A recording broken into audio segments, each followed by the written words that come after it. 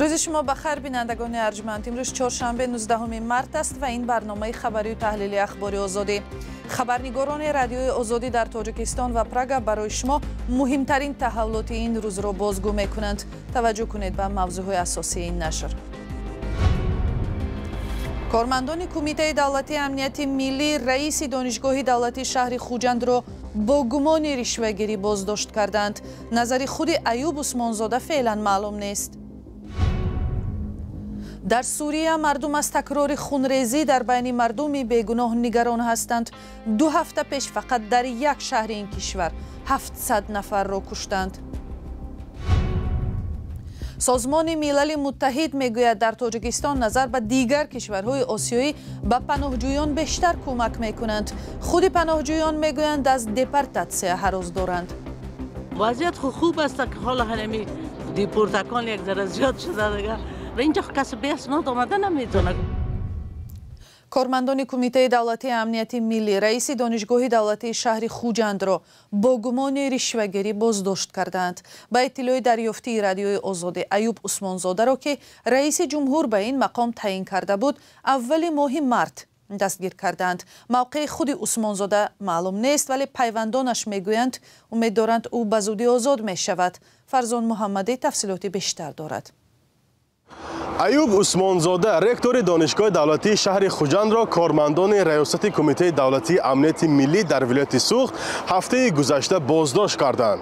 اتهام دستگیرشوی عثمانزاده گرفتن پاره عنوان می شود ولی جزئیات آن دسترس نیست. از او پیشتر پرویز پولادی دکان فاکولته بیولوژی و شیمی همین دانشگاه را نیز مقامات مربوطه دستگیر کردند. احتمال می رود که بازداشت 2 مقامدار دانشگاه به هم پیوندی دارد. در همین حال مسئولان وزارت معارف و علم تاجیکستان و هم ریاست دانشگاه دولتی خوجند میگویند در این باره هیچ اطلاع رسمی نگرفتند. ولی همکاران و هم مسئولان شعبه کادرهای دانشگاه در صحبت حضوری به ما گفتند که تقریباً 10 روز باز رکتور دانشگاه در جای کارش نیست. اینچنین برای رخصتی مهنتی بهتر کردن وضع سلامتی و هم سفر کاری نیز اجازه نگرفته است. پیوندان ایوب عثمانزاده در عین حال راضی نیستند که در نزد دوربین مسئله را شرح دهند ولی گفتند که نسبت رکتور بدی کردند و امید از آزادشویش را دارند. با این حال موقع خود عثمانزاده به اتهام معلوم نیست. رادیوی آزادی آماده است به محض دسترس شدن نظر آنها را نشر نماید. با عیب رشوه‌ستانی بازداشت شدن استادان دومین دانشگاه کلانترین تاجیکستان گپی نو نیست.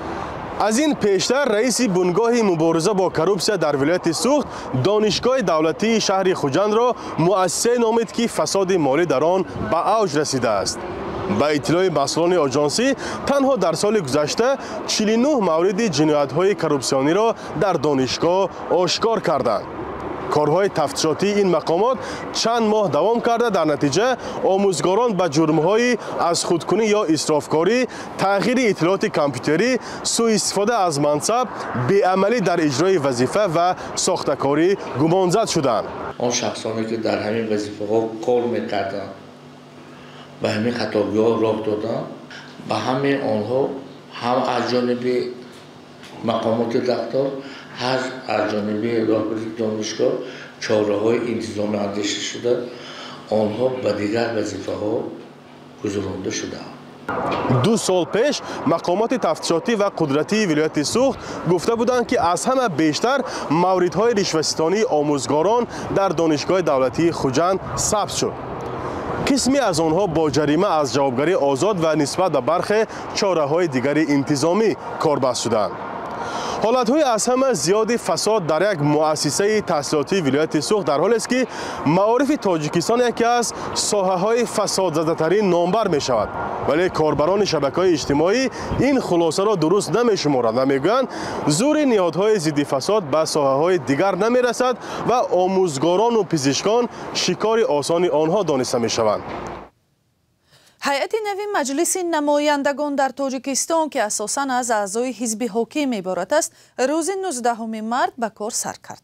فیضعلی ایدیزاده در آوازدهی پنهانی رئیس نوین مجلس نمایندگان انتخاب شده است و 48 ساله و از ناحیه رشت است. شیر محمد شاهیان رئیس پیشین دادگاه عالی، معاون اول رئیس مفصومه موینی و عزیز گیازاده معاون های رئیس انتخاب گردیدند.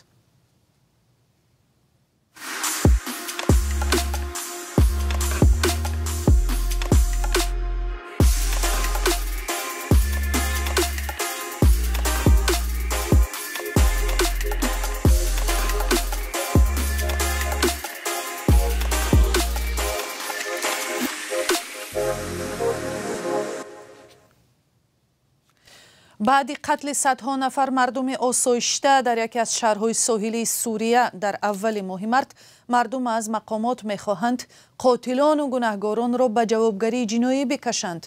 با وجود بازگشت آرامی به این شهر لاذقیه، مردم هنوز هم با ترس و بیم زندگی می‌کنند که عمر سیاتا گزارش می‌دهد. بسام مهنا با دو پسرش در خانه بود که شخصان مسلح با زور وارد شدند. فدخلوا علينا العمشات قتلوا ابن عمي ابراهیم. ما گفتیم خانه رو ترک نمیکنیم. من و عائله‌ام و جیانم بودیم. به خانه در آمدند و جیانم و دو عائله دیگر رو کشتند. خانه رو جستجو کردند. گفتند سر شما رو از تن جدا میکنیم. همه رو غارت کردند. پول و ماشین ها رو هم. عفشوا البيت كله كل ما املك من مال سياراتي كله اخذوها. به قول تحلیلگران، کشتارها در شهر نقار برای ستمگری ها در عهد بشار اسد بوده است که حکومتش در ماه دکبر سال 2024 سقوط کرد. بسیاری از قربانیان علوی ها از قوم بشار اسد هستند. میگویند که جنگ را طرفداران اسد آغاز کرده و دست به کشتار زدند.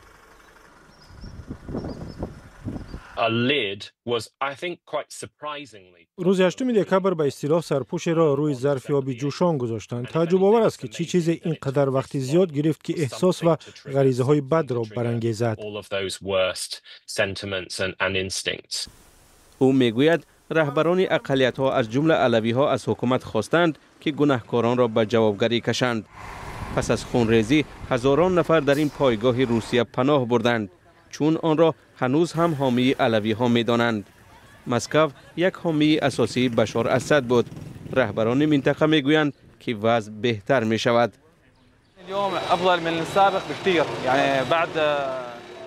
پس از آمدن نیروهای امنیتی به اینجا و فرار گروه های مسلح، وضع امنیتی بسیار بهتر شده است. اما به گفته چارلز لیستر، بحران بشری در سوریه بدتر می شود و فقر گسترده ناامنی را دامن میزند. به اندیشه من مردم بحران بشری در عهد اسد و در ماه دکبر را فراموش کردند که در سوریه 14 سال باز ادامه داشت. بعد از رفتن اسد وضع باز هم بدتر شد. به قول این تحلیلگر، تحریمات اقتصادی به ضد سوریه باید برداشته شود تا حکومت معاش مردم را بدهد، یاری بشری تقسیم کند تا کشور آرام شود. بسام مهنا هم به این اندیشه است و میگوید که ثبات و اقتصاد هم قدم یکدیگرند. آرامی و آسایش برای آینده سوریه مهم است، ولی باید مشکلات اقتصادی مردم هم حل شود. احمد شر رئیس جمهوری موقت سوریه گفته است همه دستاندرکاران قتل‌های آخر را جزا خواهند داد که در بین آنها طرفداران خود او نیز هستند. یک تحقیق سازمان ملل متحد نشان داده است که نظر به دیگر کشورهای مهاجرپذیر، تاجیکستان از نظر رسیدگی به سند و ثبت نام پناهجویان از افغانستان توجه جدی ظاهر می کرده است. در تحقیق کمیسریت عالی پناهندگان گفته می شود که نظر به 10 کشور دیگر در تاجیکستان پناهجویان را زود ثبت نام می کنند و دیگر خدمات اجتماعی را فراهم می سازند. این زمان تنقید اساسی این سازمان به اخراج پناهجویان از تاجیکستان ربط دارد. گزارش ارشاد سلیمانی و امیر سویف در همین باره است. محله در شهر وحدت کنار پایتخت تاجیکستان، جای کار و زندگی اکثر مهاجران و پناهندگان افغانستانی. آنها حق ندارند که در پایتخت و مرکز ولایت ها اقامت کنند. شهید نایب خیلی بازنشسته یکی از آنهاست. وضعیت خوب است که حالا همین دیپورتکان یک ذره زیاد شده دیگه. مردا را نه مردا را زنا را غرض نداره. نه زنا کودکا را غرض نداره. اشاره شهیده نایب خیل به اخراج قریب 80 مهاجر افغانستانی از تاجیکستان است. این حادثه در ماه دکمبر سال 2024 روی داد و باعث به واکنش ها شد. کمیسریت عالی سازمان ملل در امور گریزه ها از دوشنبه خواست که این کار را بس کند، چون مخالف قانون درباره گریزه هاست. اینجا کسی به اسناد آمده نمیتونه، کل قانونی آمده. اینجا کل به اسناد قانونی داره. کارتای سرخ گرفتن، کل کارتای سبز گرفتن. به قانونی خو اینجا هیچ کس آمده نمیتونه. در یک نشست مطبوعاتی در ماه فوریه، رئیس مرکز تحقیقات استراتژیکی تاجیکستان راندن بعضی از پناهندگان افغانستانی را به قاعده های بود و باش پیوند داد. رعایت همین سنت‌های معیاری حقوقی در رفتار تمام نفرانی که در این قلمرو حیات میبرند، من گمان میکنم که مهم هست. در همین حال برعکس نگرانی های چند ماه پیش، کمیسریت عالی سازمان ملل متحد در امور گریزه ها در یک تحقیقات تاجیکستان را کشور میهمان نواز برای پناهجویان افغانستانی در آسیا مرکزی دانسته است. تاجیکستان در میان 11 کشور منطقه آسیا و اقیانوسیه مقام اول را صاحب شده است. این نهاد معلوم کرده است که پناهجویان افغانستان در تاجیکستان از استفاده امن خانه و دسترسی بهتر به طب و تحصیل و دریافت اسناد بهره ورند. سهولت هایی که موجود است در بعد تحصیلی، هر پناهنده افغانستان اگر بخواهد چی در مکتب، چی در دانشگاه یا در هر نهاد تحصیلی که به تحصیلات خود ادامه بده، هست فرصت ها، سهولت ها، بسیار راه آسان و شیوه مناسبی و درستی است که میتونه وارد تحصیل شود. و این در بخش کار و پیشبرد زندگی، گرچند شاید در بعضی ساحه ها بعضی محدودیت ها باشه، ولی در کل در ساحه های کارخانه های شخصی و دیگر ساحه ها میتونن که آزادانه کار کنند. با گفته سلیمان سروش، یگانه مشکل در زمینه کار این است که مهاجران و پناهندگان را در نهادهای دولتی عموما به کار نمیگیرند و یا به سختی میپذیرند.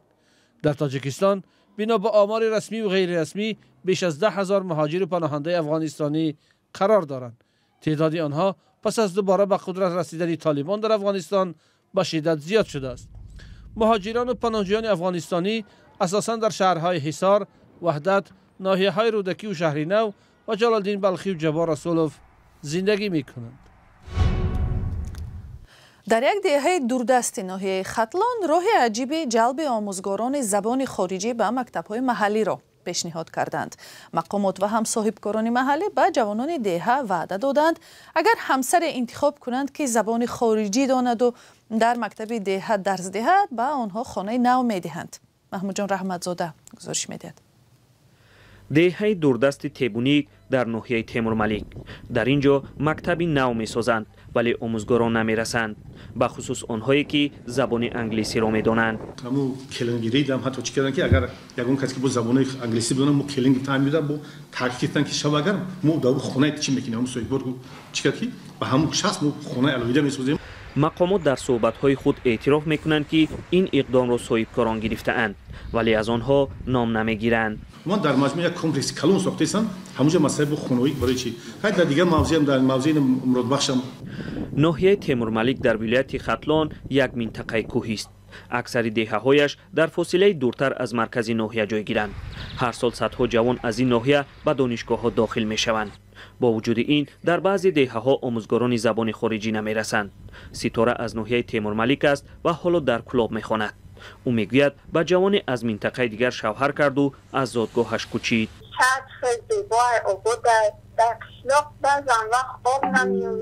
این دانشجو میگوید پیشنهاد تقدیم خانه شاید آموزگاران جوان را برای رفتن به تیبونیک دلگرم کند.